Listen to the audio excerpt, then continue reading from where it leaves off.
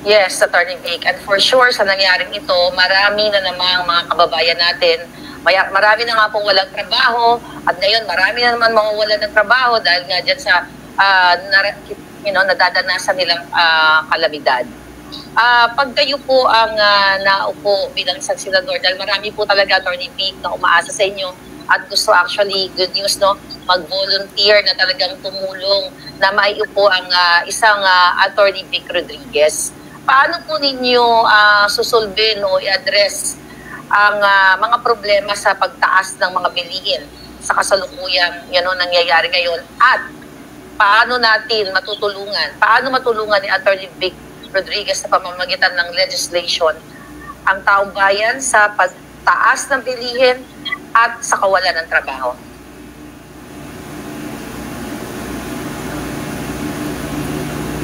Through legislation, kung tayo pala rin, pairamin ninyo ng inyong mandato, ang tanging magagawa natin talaga, tama ka Maharlika, is how can we help through legislation? Paano natin malalabanan yung patuloy na pagtaas ng presyo ng bilihin? Ako ang nakikita ko, tanggalin na natin ito para sa mga manggagawa. Yung araw-araw na kagaya natin, day in, day out, ay gumigising na maaga, magtrabaho, para masiguro meron tayong mayroong konting halaga para sa ipakakain sa ating pamilya. Isusulong ko, tatanggalin na yung provincial rate pagdating sa sahod.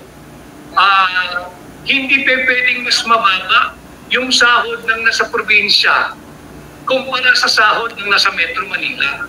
At matagal na rin naging bentahe na dahil daw mas mababa ang sahod ng mga manggagawa sa probinsya, dahil mas mababa ang cost of living.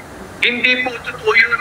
Ito'y aking pinag-isipan at pinag-aralan. Bakit may diferensya sa sahod ng nasa Metro Manila o NCR? Even the expanded, yung NCR plus Region 3 and NCR plus Region 4A, kumpara doon sa mga sabihin natin nasa Pangasinan o nasa Quezon, bakit mas mababa ang sahod nila? Ang laging sinasabi, mas mababa ang cost of living. Hindi totoo yung tanggalin natin yung provincial wage rate. Dapat yan kung anong sahod sa Metro Manila, yun din ang sahod sa probinsya. Bakit kanyo?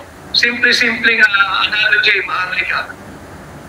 Ang one piece chicken with rice ng Jollibee sa probinsya ay pareho sa one piece chicken with rice ng Jollibee sa Metro Manila. So paano naging mas mura ang cost of living na nasa probinsya kesa kami dito sa Metro Manila? Kung ganoon ang kalakaran, bakit mas mababa ang sahod ng nasa probinsya kesa sa Metro Manila? Pataas ng pataas ang presyo ng bilihin, pero yung presyo ng sahod ng ordinaryong manggagawa sa probinsya higit na mababa kesa sa Metro Manila. Dahil daw mas mura ang cost of living, hindi rin po totoo yun. Gamitin natin halimbawa, yung mga nagtatrabaho bilang mason, halimbawa, karpintero o electrician sa isang construction company.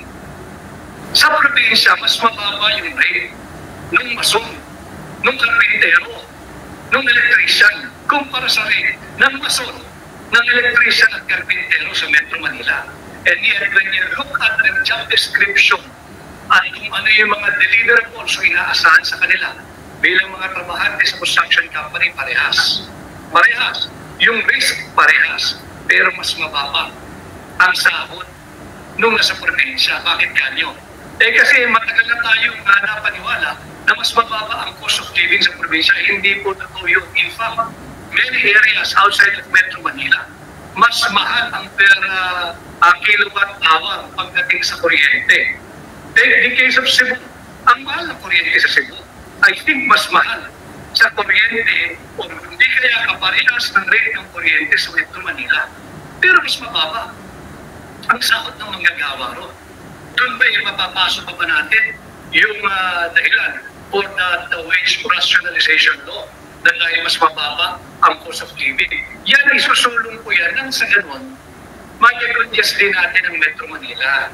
Yung mga nasa probinsya, hindi na nangangarap na makapagtrabaho sa Metro Manila, sa Imperial Manila kung tawagin, dahil mas mataas ang sahod kumpara sa probinsya. That way, we prevent people from migrating from the province to Metro Manila. One way of decongesting.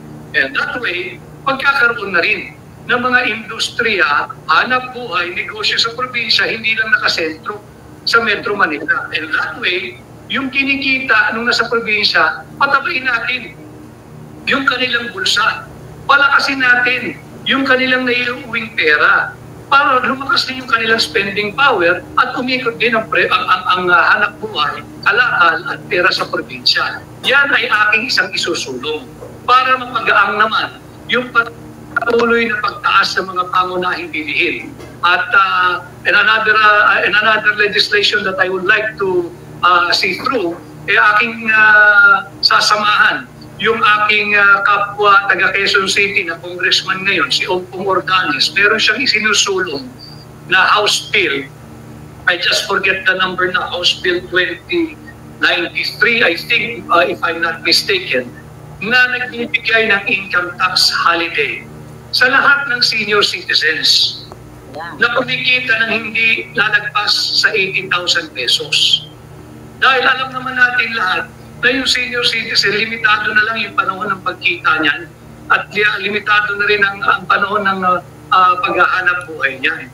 So let's give them all the accommodation na maaari nating ibigay dahil hindi naman lahat ng senior citizen natin yung kita nila para sa kanila na lang. Yung iba ho riyan, they still take care of their family. Yung kanilang mga anak, tinutulungan pa nila hanggang sa pagpapaaral sa mga apo. Wala pang masama ron.